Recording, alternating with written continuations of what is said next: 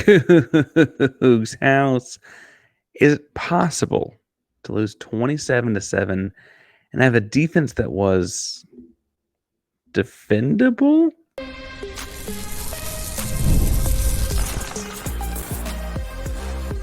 You are Locked On Cougs, your daily podcast on the Houston Cougars, part of the Locked On Podcast Network, your team every day. Welcome to Locked On Cougs, daily podcast about your Houston Cougars. I'm your host, Houston-born teacher and coach Parker Ainsworth. And whether you're a Houston fan or just a hater that came to stop by, thank you for making Locked On Cougs your first listen of the day. If you want to join the conversation but don't know what to say, tell us in the comments down below what kind of pen you use, because we are taking notes to watch the game a couple of times for the weekend. Today's show is brought to you by Ultimate College Football Coach HC. The video game, we'll talk more about that in a second. But if you've been living under a rock, if you had better plans for the weekend, if you were just trying to act like it was all a dream or a nightmare, it was not. Houston loses to UNLV 27-7 to kick off the 2024 football season. We spent an episode on the offense. That's out and available over each podcasts. That is much more negative than this is about to be. Today, this episode is about the defense and what it looked like on the defensive side of the football. I want to talk some about the people in the box. I want to talk some about the people in the secondary. But first, I want to make sure we establish why this outing was okay and worth defending. I would even argue this an argument that the Houston Cougar defense played well on Saturday. So they lost 27-7 to UNLV. I also should point out that of those 27 points, 7 of them were on a pick six, right? Not a play what the defense is even on the field for. They also held them to 2 different field goals on a couple of short fields. Also held them to what would have been a field goal on a different one after a big play. So a trick play. Anyway, so all kinds of weird stuff in this one defensively to be making sure we're cognizant of. UNLV also had the ball for a lot longer than Houston. That was 31 and a half minutes of the football game. Houston had it for about 28 and a half minutes. That I think that matters, especially when you consider that Houston had the ball start the second half. You thought Houston was going to come into this as a run-heavy offense and then help you out and that kind of thing. In fact, we even talked last week about how that would work to Houston's advantage, and they didn't do that. So schematically, you've been preparing to be on the field for less time, and you're not, right? Also, and I know that UNLV has changed quarterbacks up some. Last year, UNLV was a top 25 offense in the nation in terms of points per game, right? They were a scoring machine, and they returned the majority of their starters. They were top 50 in yards per game last season as an offense as well, and again, returned most of their starters. The big thing, the big question mark on UNLV's offense was their quarterback, right? They lost a transfer, went to USC to be the backup, which is a little weird. And they brought in a couple different guys that could compete for the spot. We didn't know who it was going to be. We talked some about different options they had, etc. And they went with Matthew Sluka. He played, I believe, all but one snap of the game at quarterback for them. And then one snap, his helmet came off, said, like, bring someone else in for the play. That's the rule, whatever, right? He came from Holy Cross. I think a lot of people are like, well, Holy Cross transfers to UNLV. Outside of the initial culture shock, like, how good could this guy really be, right? I would point out that at UNLV, he was on the all-conference, one of the, I forget, second or third team all-conference as a freshman. He had 2-time conference player of the year. I mean, he was outstanding at that level of football. And so this is him moving up to the big time. Now, I'm not saying that this guy's necessarily playing on Sundays, but Matthew Sluka is a good quarterback in this offense. The go-go offense and Brendan Marion is a good offense. It's a hard offense to stop. And admittedly, and I like Brendan Marion and his style a lot, so I should preface it by saying it's impressive to me because I have a lot of respect for it, right?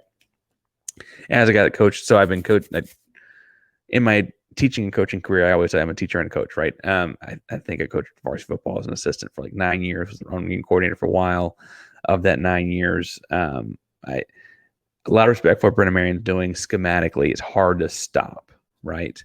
And I would argue that in holding it to 20 offensive points, Houston kind of did. That's more than 2 touchdowns less than they were averaging last season. I think that that's impressive in and of its own right. Then you go to actually breaking down the plays themselves. One of the touchdowns came after UNLV flipped the field on a trick play, and the trick play only worked because the ball thrown by the wide receiver on a wide receiver reverse pass got caught up in the air where the sun was blinding everyone looking at it. It fell into the lap of a UNLV receiver that it wasn't even intended for, right? And so DBs tackle him eventually. Like 1 or 2 plays later, 15-yard score happens, right? But that field flipping play was a trick play that kind of had this extra variable thrown into it, right? So that's one of the 2 offensive touchdowns UNLV scored. The other one was after a broken play, a bad snap at Sluka's feet, led to a bunch of people sprinting all the plays, a little bit of chaos, and the De Jesus guy ends up in the side of the end zone for a toe tapping, legitimately centimeters from being out of bounds kind of touchdown catch, right? I want to stress, when you're, again, I was an offensive coach, but when you're coaching defense, you're looking at okay, how does my defense react? Because the intuitive reaction when the ball's on the ground like that is not what their job is, right? It's go after the football. If you're a linebacker, it's a defensive lineman thinking dive. DBs are thinking, where am I supposed to go here? Who's in coverage where? The chaos of that can generally lead to you actually see only boom plays happen for the defense, the offense when that happens. There's no average play when the ball is snapped across the ground like that, right? And so that ends up being their second offensive touchdown is on a play like that. And again, they had to review it to make sure he was in bounds. It was that kind of close to the sideline with Webb over there covering him. And I think that both of those require, I don't mean like a hand of God, like the Maradona soccer kind of stuff, but there was something extra at play, right? On the whole, in regular football, regular defensive football, Houston held UNLV to a couple of field goals, right? Their 3 touchdowns were, again, right after a trick play, get a bunch of yards, a weird snap ball on the ground and everyone freezes kind of play, and a defensive touchdown. Our defense had nothing to do with that. On the whole, again, UNLV is a really, really good, hoping to get in the college football playoff group of 5 team. They're not, I don't know who the best college offense you ever saw play would be, but they're not, Heisman Trophy winning quarterback, Heisman Trophy winning wide receiver, Heisman Trophy winning running back. I do think they have a pro wide receiver, and I think Houston did a really good job with him. But this offense is really strong, and Houston, for the most part, in a very honest sense, played it pretty well. I was predicting, and I'm a homer, Houston will win 35-28, right? 35-28, 5-4 in touchdowns, right? They gave up less offensive points than I was expecting, and I'm a homer, right? This was a good outing for the Houston defense. It's a shame they couldn't get any offensive support, but on the whole, I don't think that when you add context and understand about what's happening here, there's anything. Now, I understand the defensive coach and players are going to say, but Parker, we gave up any points. That's not good enough. And that's the athlete's mentality, the coach's mentality. I'm taking a step back and looking at this at a macro 3,000 feet level, allowing 20 offensive points to an offense that's known for being innovative and scoring points. You're doing okay. You can win those games. You can win those games. If they give up 20 offensive points to offense of that caliber, with the right offense on your side, you can win those football games. You can win a handful of games this season. That was not the problem. I want to give some kudos in a second to some guys in the defensive secondary. I'll talk about why the box played so well and what they did that worked really well in a second. But first, we got to talk about Ultimate College Football HC because it's a place you can go win some games right now, being really honest. I want to give a moment to take a moment, I should say, to give you a heads up on this way to win college football games today. Ultimate College Football HC. It's an amazing game and simulation. You can step into the shoes of a head coach and lead your program to glory. Can you imagine actually being the head coach of the Cougs and beating UNLV? From recruiting players and hiring coaching staff to overseeing training camp and all kinds of different scholarships and things like that, you control every crucial detail of your program. It's all in your hands if you can handle that pressure. Here's what I really love about the game. I'm an offensive guy. You can call all the offensive plays in the game. Your strategy not only determines the success of your football season, but can help shape the future legacy of the program. Ultimate College Football HC is a completely free, no ads, 100% playable game offline. You can play on the go, as you want, and when you want to. And of course, special offer from Locked On Cougs for Locked On Cougs fans. Use the promo code LOCKEDONCFB, all caps, inside the game store to receive a free boost to your program. Make sure to take advantage of this perk and get your team off to a strong start. Download the game at ultimate-cfb.com or look it up in any app store. Ultimate College Football HC. Begin your coaching legacy today. All right, so the secondary, I think, is interesting because we looked at the secondary coming into the season as like a bunch of new faces. Guys left, guys came back. I mean, Fleming and Isaiah Hamilton left, went to good programs, do whatever. Houston's got to replace a lot of guys. AJ Halsey comes in. He's going to be like a leader on this team. And man, oh man, was he. Yes, Halsey gave up one of those 2 touchdowns. The first one, actually. He went in for a big hit on Jesus on a little button hook route. Jesus curled in when Halsey went out. Touchdown happens. Again, it wasn't a big yardage play. The big yardage play actually came a few plays before that. But on the whole, right, Halsey had a great game, right? Gave it 1 touchdown, plus put a massive pick in the end zone with a fantastic run after a catch. Would eventually get swatted away because the offense gets the ball right back. But on the whole, Halsey played a great game, a couple of big-time tackles, big-time punishing hits. Really made his presence known as a safety. Halsey played great, right? Looked like a future potential all Big 12 caliber safety. And I have to say, in a game that I was upset about throughout the entirety of it, basically, that was encouraging, right? That was encouraging. Latrell McCutchin, corner that had the matchup with Ricky White, the future pro wide receiver from UNLV for the majority of the game. Latrell McCutchin was targeted just 3 times. That counted. There were a couple called back on holding. Only allowed 1 catch that counted. McCutchin was like white on rice. I mean, he was all over Ricky whenever the ball went his way. Jeremiah Wilson, also I should give a shout out here to, was targeted 4 times, allowed just 1 catch.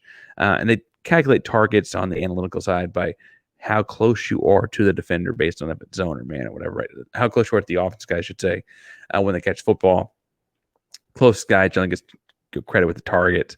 That way, a busted coverage, you don't really know who it is or whatever, right? But McCutchin just 3 times and 1 catch. Jeremiah Wilson just 4 times and 1 catch. I think that,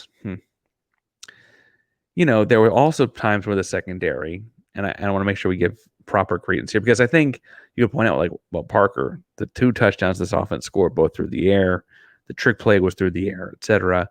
But they also prevented points, right? I think with the opening drive, man, the second drive, and now I got my notes confused because I have bad handwriting. That's one problem with me taking notes. I have bad handwriting. But they forced the ball at the back of the end zone in a way that, frankly, is very NFL-like when the ball is inside the 25 like that.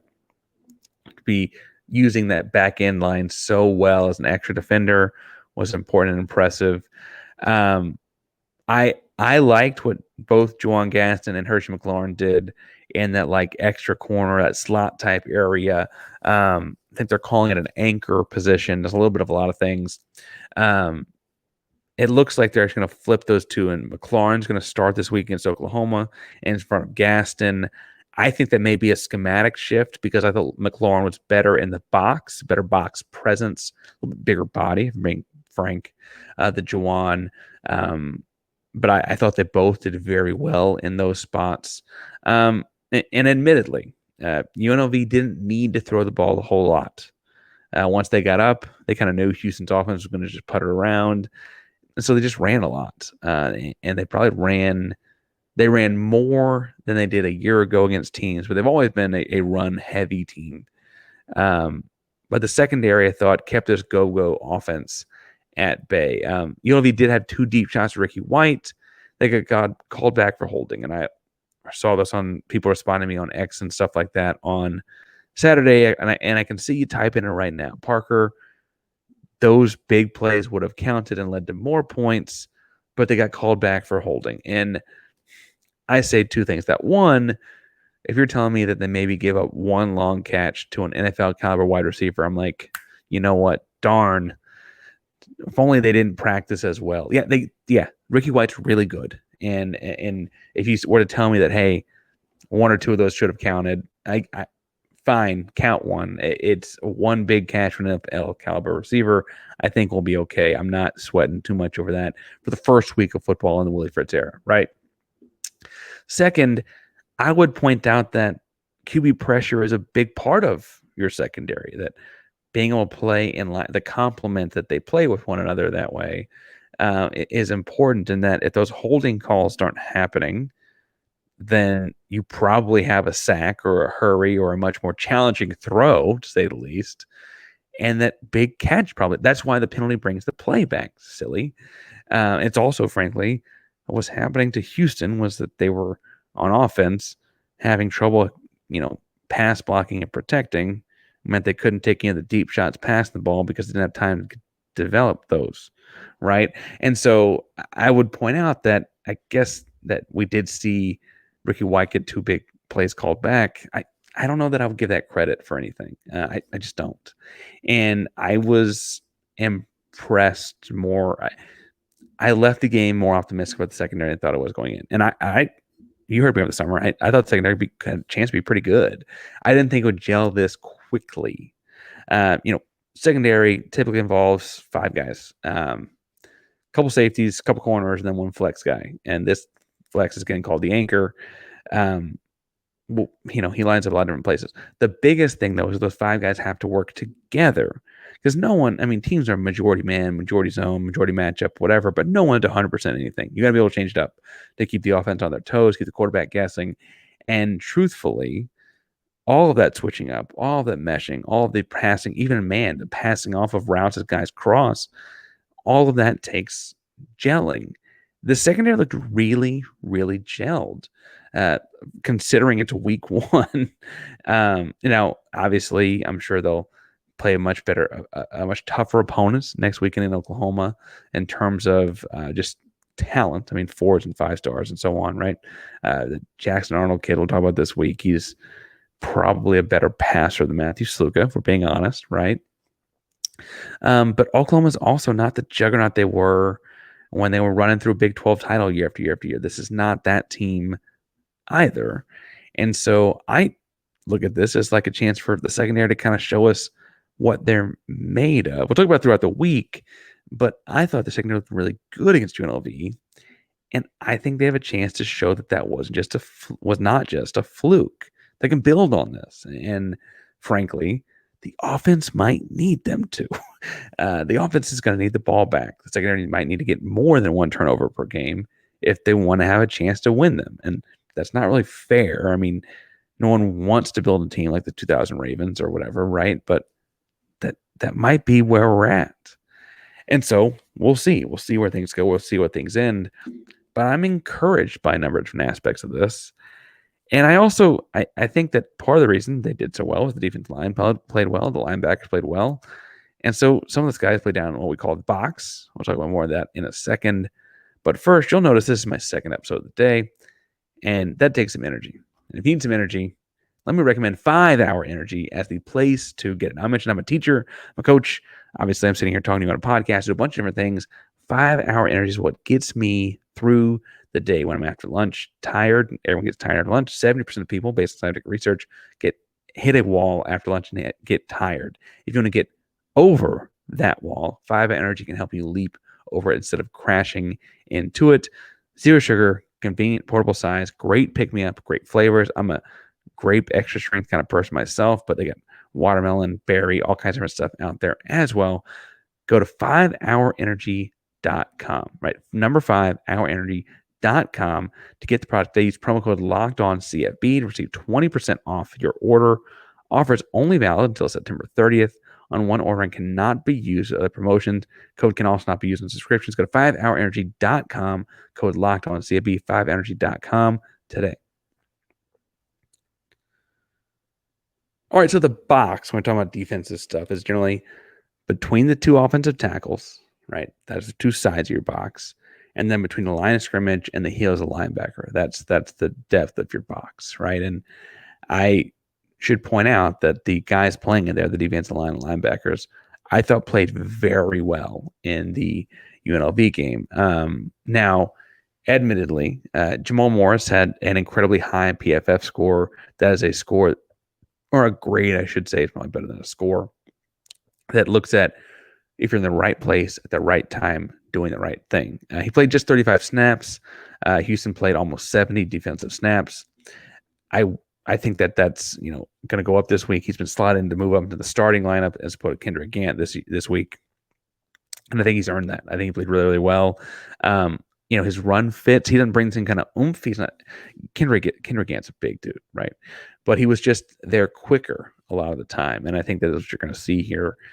Michael Batton, I think, same kind of thing. He flies around very quickly. He's not the biggest of guys, but he certainly flies around. The most impressive guy, and we'll talk about this guy a lot throughout the year, I think, because he's probably a pro.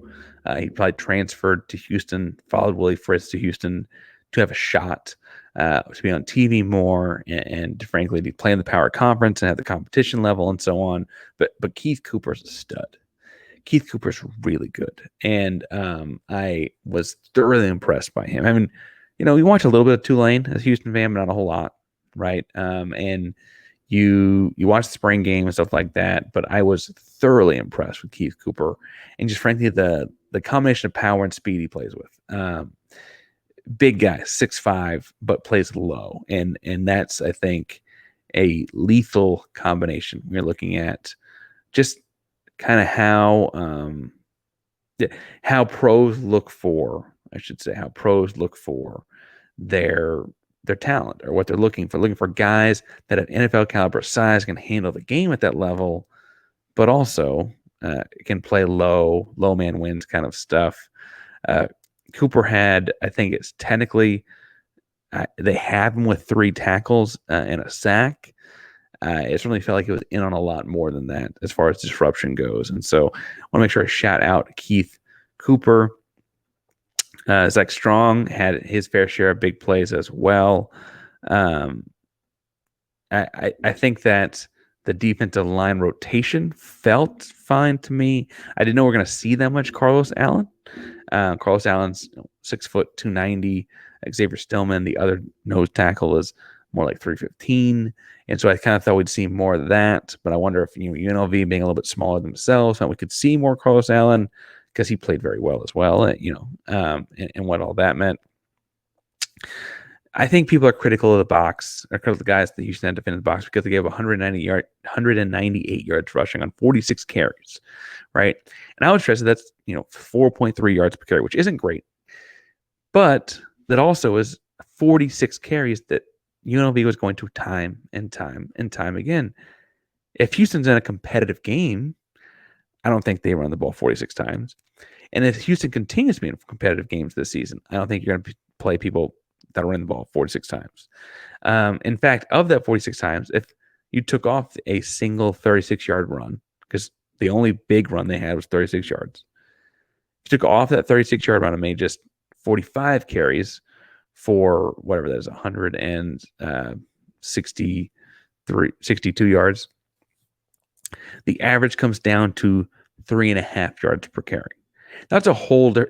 If Houston held UNLV to 45 carries, 160 yards, and 3.5 yards per carry, there's no question that they played well up front defensively. They had one big run, right? And I understand that those count. I don't mean to say that it doesn't count or anything like that, but I do think that, if you're looking at a box and whisker plot of data, the majority of the plays the defensive front had to play, they played very well.